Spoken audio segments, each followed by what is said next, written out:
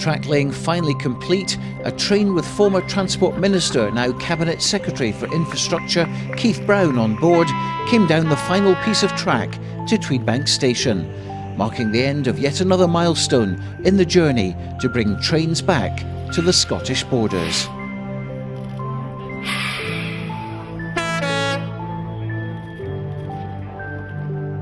With him, the man who's directed the entire operation, Hugh Wark.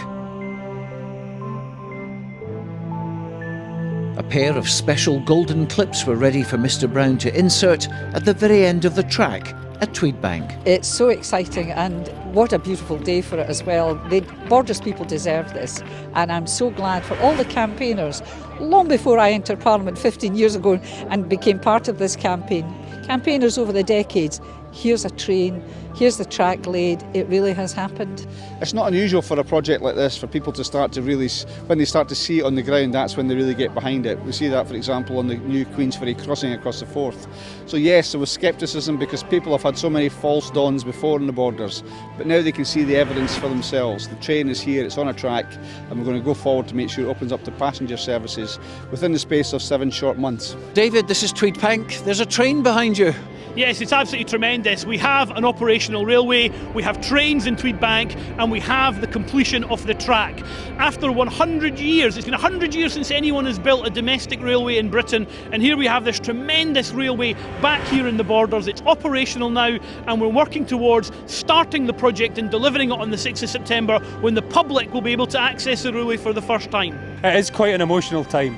It's very symbolic getting the last track laid.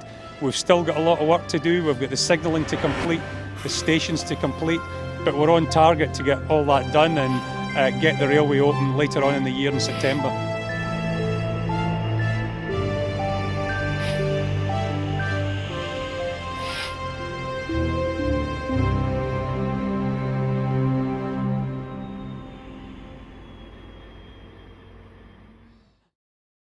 A lot of engineering trains still to come down the line. So the sleepers that you can see on there, once we clip the track in, the next job is to drop that top ballast on and bury those sleepers and get more stability for the railway. You see most of the trains travelling at very slow speed at the moment, and that's because obviously the sleepers aren't stabilised. So the next thing is to stabilise that with the ballast.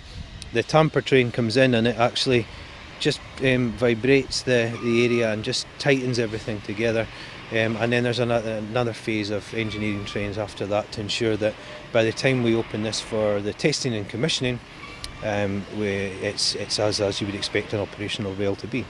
With the tracks in, it looks like a railway now, so it's looked like a big civil engineering site for 2 years, and it's been very difficult, particularly for the people up here at Langley and with the disruption to paths, but it's a railway now and your stations are starting to come together as well, so it's this very quick, this last phase here where it goes from being a civil site up into new stations and new railway.